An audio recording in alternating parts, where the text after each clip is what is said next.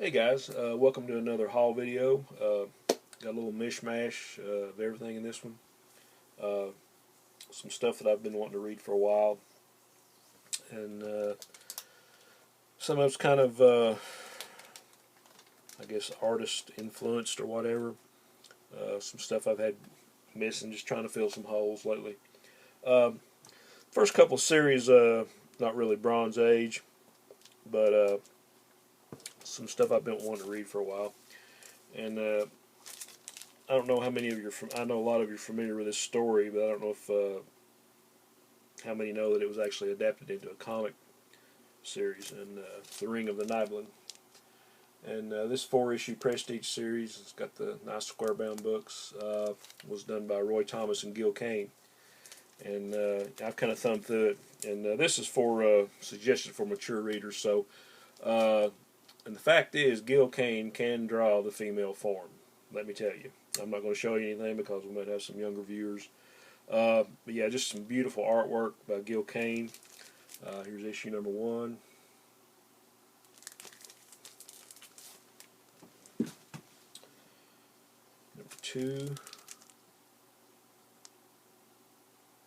I'm thinking these came out around 89, maybe 90. Not sure about the date. I know it was somewhere in there. Number 3. So for fans of Roy Thomas and Gil Kane, of which I am, a lot of good reading here. And number 4. All great covers. Okay, another 4-issue series I've been wanting to add to the collection for a while. Some stuff DC came out with in 1988, I think. It's a 4-issue series called Cinder and Ash, and this is done by Jerry Conway and Garcia Lopez. I love his art. I think the first time I actually became aware of Garcia Lopez was on the Superman title when I was a kid in the 70s. And he drew a great Superman, and I probably need to upgrade some of those issues. But this is sort of like this is a duo. They're sort of like Damage Control, going into countries or situations, sort of like a Black Ops thing. They're there to clean up the mess. So issue 1, very cool cover.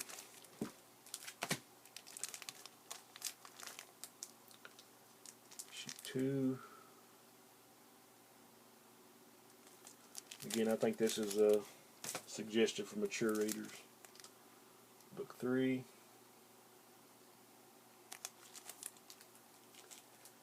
And book 4.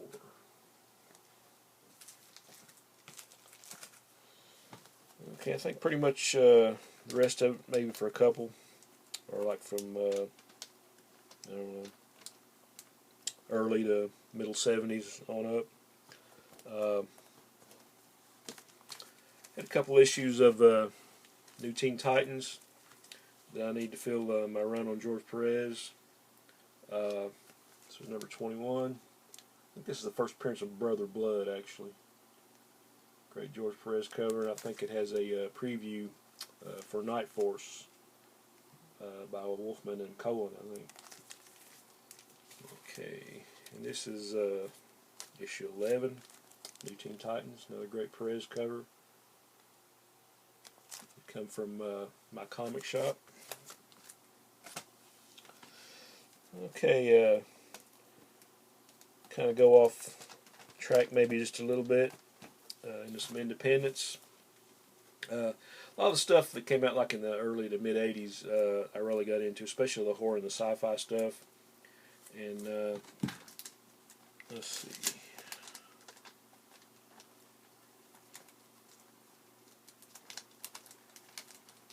This would really be better if I had come prepared. There it is.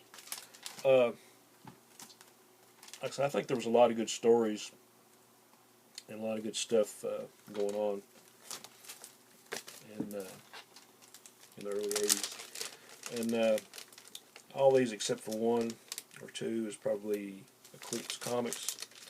But a lot of great covers and stories. Here's Alien Encounters number 9.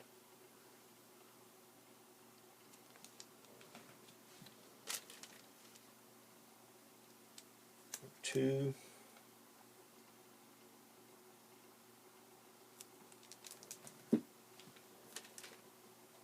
Number 13.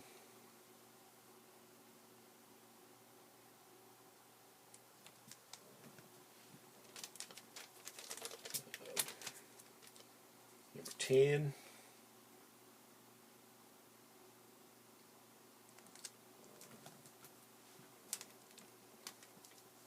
12. Cover by Dave Dorman.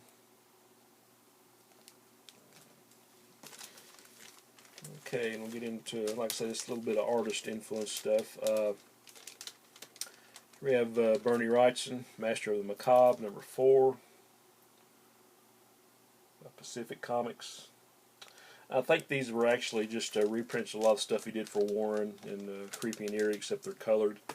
And I've got like most of the original stuff, and this stuff's been reprinted so much.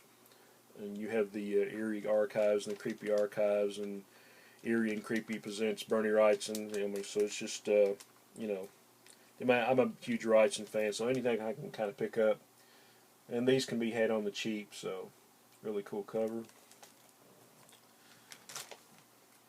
And there's number 5.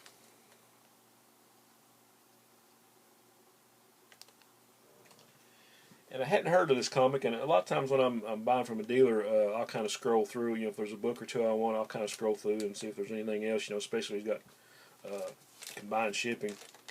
And actually found this this book. It was from some company called New Comics Group, and this is Asylum number 1. And this is the Bernie Wrightson cover.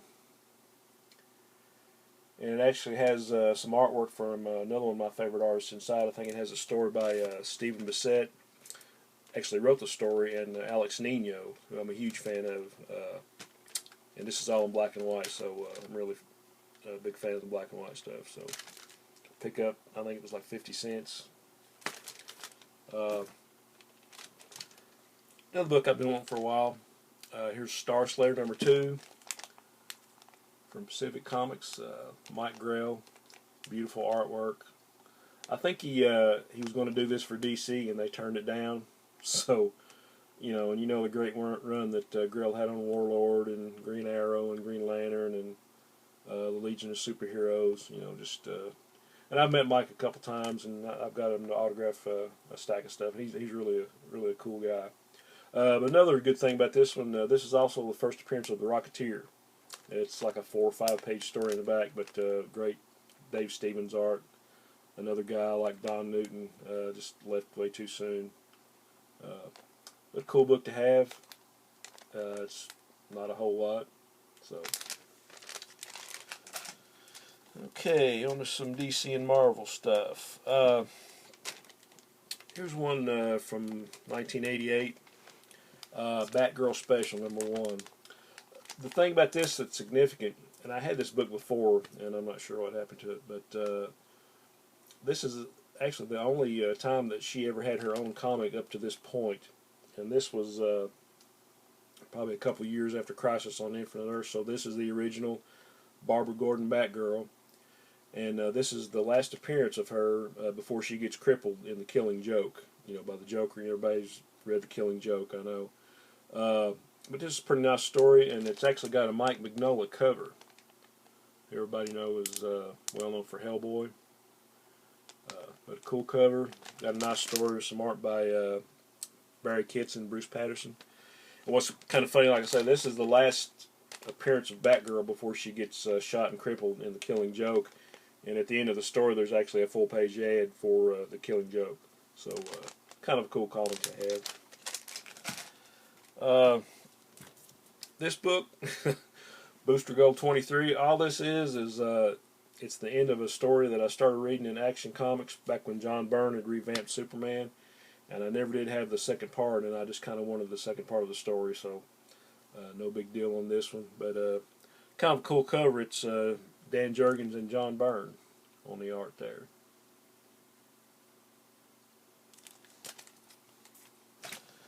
Okay, here we have Witching Hour, number 41. Really nice Nick Cardy cover, and this is a really beautiful copy. I would probably call this 8.5, 9.0. Just was kind of hard to see with the glare, but hardly, there might be a little ding or two in the spine, but it's just a beautiful book. Witching Hour 41. This is another upgrade to my. I finally completed my run of DC Superstars. This is an upgrade to #1, starring the Teen Titans, and this is these are probably Nick Cardy covers here. I think the second story, The Skis of Death, these are reprints, like from the late 60s. But you actually have Gil Kane and Nick Cardy on this story, so another one of these beautiful square-bound books. It's hard to find them; they're not kind of dinged up, but this one's pretty nice shape. Okay, had a whole Missing Avengers run, probably a mid-grade copy, 133.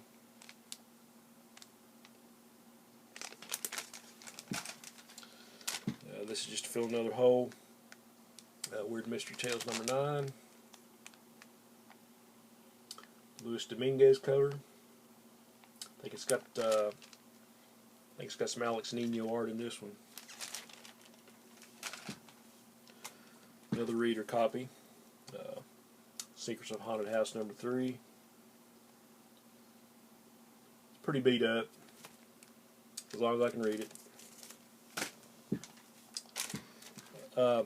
This is an issue I had missing from this short-lived series.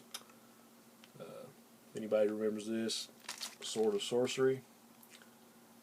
This is a really cool series. It lasted 5 issues, and I think it was mostly Denny O'Neil and Howard Chaykin on the artwork.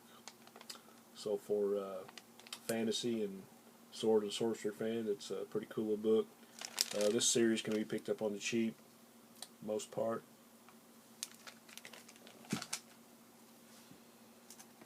And what else? Sweet Christmas. It's Luke Cage, Power Man. Number 19. I always liked Cage. I thought he was a really cool character. Really nice cover on this one too.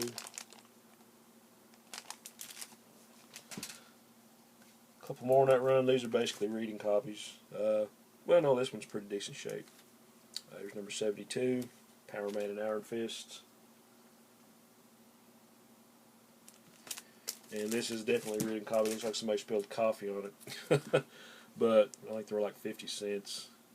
But Frank Miller cover, number 73. So you can see the coffee stains here, and there's a little rip on top. But Frank Miller cover. Can't go wrong. I have 3 issues of Adventure Comics from the late 70s. This is when they went from, for people that read Adventure Comics, I got into it. I think I had a couple ready copies of Adventure Comics from like the mid to late 60s that started Legion of Superheroes. But I really got into it during Jim Aparo was a Spectre run. And Aquaman was in it for a while, and the Spectre. Superboy ran for a while. It went to like an 80-page giant that had rotating features, and I think after that it went to Starman and Plastic Man. These are some issues I had missing. This might be, actually, this is Steve Ditko and Dick Giordano cover on this one. I think the Plastic Man art was done by Joe Staton, and but Starman was a co-creation by Paul Levitz and Steve Ditko. This is, I guess, like the third Starman to come out, because you had the original Ted Knight. You had one, I can't remember his name. He was like in a first issue special. He was like the blue Starman alien. This is another alien Starman, but really cool art in it by Steve Ditko. Number 467.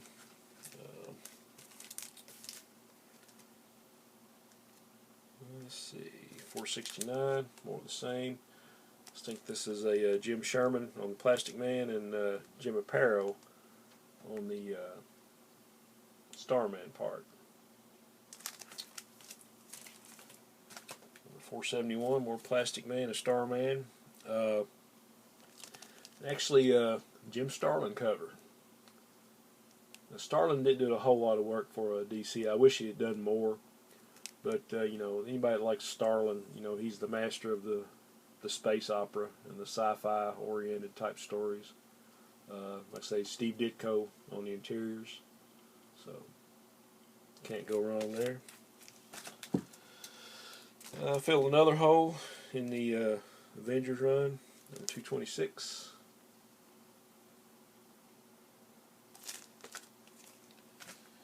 And got a couple little odds and ends. Just thought I'd mention this. This is a trade paperback of one of my favorite Justice Society stories called America versus the JSA, you know, the Justice Society. And this is Batman, the original Batman of Earth 2, speaking from the grave, accusing the Justice Society of treason. Pretty much you get to see the whole history of the JSA up to this point, to like I think 1983 when this book first came out. It's got some great art in it. Roy Thomas does the writing. But the thing about this is you got another of my favorite artists, Alfredo Alcala, on the inks. So you got some great stuff going on there.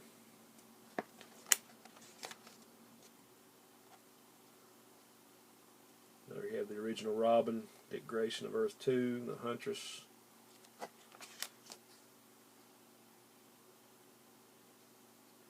And to me, Alfredo Alcala is one of those guys, I guess like Wally Wood, because whoever pencils the book, like if Wood inked it or Alcala inked it, I mean, it looks like Wood and Alcala. And that's what I like about this book. He's got these real lush inks. And, of course, I love the story, but his artwork just kind of topped it for me. I mean, I've got the original 4 issues, but I just wanted to have it just so I could sit down and read it again. A little odd end is back issue number 82. This is like articles on the Bronze Age and beyond, and this is actually focuses on Bronze Age events, Avengers versus Defenders, the JLA, JSA team-ups. There's a big article in here about that. Secret Wars and Secret Wars 2. The Crisis on Infinite Earths, 30th Anniversary, Legends, Millennium Invasion, the Infinity Gauntlet. And you got a great John Byrne cover, Avengers versus Defenders there. And like I said, you got some great articles. That was a good story. And here you have an article on the JLA, JSA team-ups. So anybody that's a fan of comics history, and I'm sure you've seen videos of Captain Strangelove. He really pushes this magazine too. But it's a great book, so I would highly recommend this. Okay, guys, that's all I got for now. I'll probably try to get another video in. I usually have to do a binge because I don't have many nights off, so I'll try to get another one in. But thanks for watching. And onward and upward.